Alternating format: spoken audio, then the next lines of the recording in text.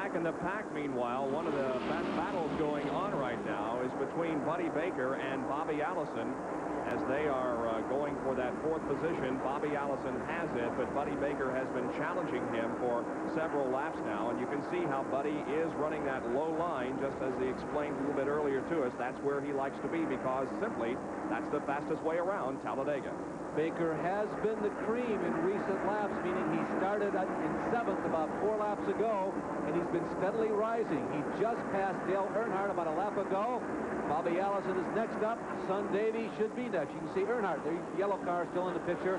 But Buddy Baker, who has a lot of sentiment among veteran observers, as one of the real... Oh, we have a problem. Allison is blowing the tire. Bobby Allison with a horrible crash here on the front stretch. It has torn out a complete section of protective railing separating it. Alan Kulwicki becomes involved. Debris and is collecting other cars. There was a lot of debris in the front stretch. Kulwicki was involved. Richard Petty, I think, is another one of the cars. Lots of debris on the front stretch. Now, Bobby's car, to me, appeared to stay together quite well. He did get up into the fencing, but not into the stands. And it was close, though. He has torn out a whole large area of guardrail. There it is, protecting the crowd from the racetrack. And he came very, very close to going into the stands. The car became airborne and went flying literally into that wall and catch fencing. But fortunately, it did stay onto the racetrack.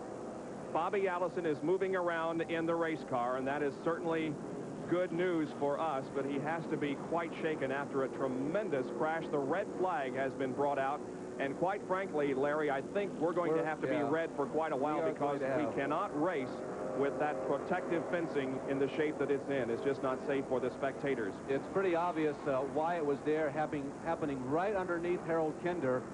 It wasn't the fence that caught him, but they have built the cement wall here at Talladega just a little taller Bobby's than most racetracks. There's Bobby getting out of the car. I told you that Bobby's car, though, was heavily damaged. It did stay together. The integrity of the roll cage is intact. The crowd is giving Bobby a very warm welcome out of that machine, but the car lived up to NASCAR standards. Larry, I think a tire blew. I think I saw a tire coming apart while he was right here in the tri-oval nearing the starting line. Right rear, it begins to shred, and the car goes out of control. You're at 210 miles an hour. You can see the right rear going. You see the debris there on the left-hand side of your screen. Earnhardt avoids Bobby. The car goes backwards. The aerodynamics get underneath the car, and Allison gets up into the fence. The aerodynamics lifted the car. They're not built to go backwards. Right underneath Harold Kinder. Harold, he stayed in there. Boy, I'll tell you, talk about a trooper. Kinder is right there. He's got the yellow flag out right away. That is a veteran, competent flagman. Here comes the rest of the field down. They've decelerated to maybe 180 miles an hour, but all the debris, there's Petty, there's Kulwicki spinning. There's just nowhere for many of these drivers to go because there's so much of what was left over from the initial impact on the front stretch, and there was just nowhere to go. And tires began to explode, too, as they ran over debris caused by the Allison crash. Well, it's very rare that you see that catch fencing do its job, but it sure did its job here at Talladega today. As if it hadn't been there, or if it had not been as strong as it was, Bobby Allison's car would very clearly have gone into the grandstand right below us here in the broadcast booth. There's the tire going. Here's another angle of it, and we'll just let you watch it because we've covered it well. There goes Darrell Waltrip going by without becoming involved in it, but as I said, as the cars came down now, they were running over the debris of the Allison car, and tires were blowing, and therefore they became involved in the crash. There's Petty, Alan Kulwicki, Phil Parsons made contact with the Bobby Allison car. We understand that is brand new catch fencing up here, and boy, we just salute the people here at Talladega for building it as strong as they did. There is a stretcher that we can see down there, a couple of stretchers, as a matter of fact, being lifted into the grandstand area, so perhaps there were some spectators that were hit by flying debris. All right, Phil Parsons did make contact with the Bobby Allison car. Let's go to Jerry Punch. Well, Phil Parsons still sitting in the car on pit road. The back of the car is just about sheared away at that Copenhagen Oldsmobile, and Parsons talking to the crew chiefs.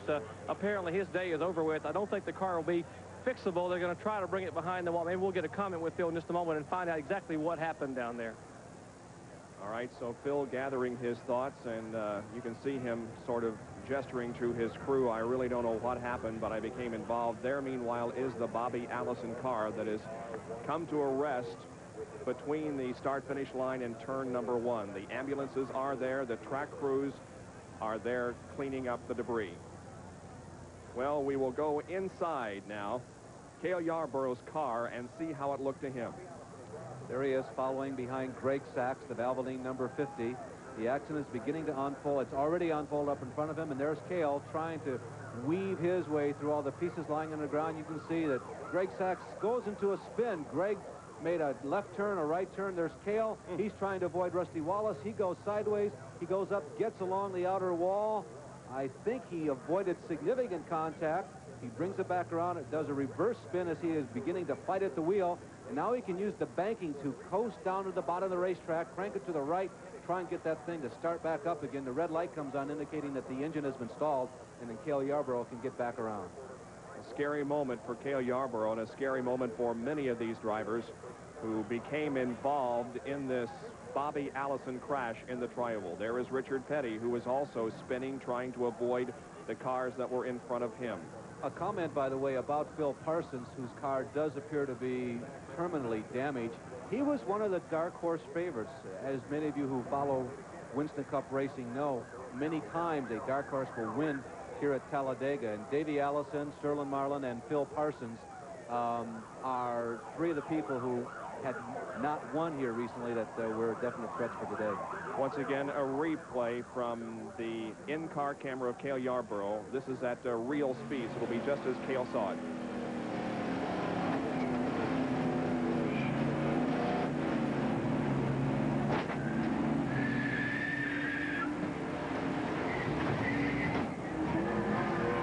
It appeared as if Cale pretty much had it saved, but was hit a couple of times and then lost control. Yeah, he got hit from behind. There's no question about that. You could hear it with the audio.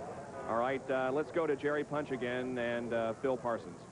Well, Phil's still sitting in the car on pit road trying to get the helmet unhooked. And, Phil, what happened out there? I have no idea. You know, my spotter came on the radio and told me there's a big crash in the front stretch, so I was slowing way down right here in the Tri-Oval and got slowed down pretty good. I was waving my hand because I was in a bunch of traffic, and I probably slowed down to 70 or 80 miles an hour just picking my way through the debris, and somebody hit me from behind, I guess turned me around. I thought somebody else hit me then real hard, but that must have been when I hit Bobby. I heard somebody say that I hit Bobby after I got turned around, so I'm sure that's probably what it was.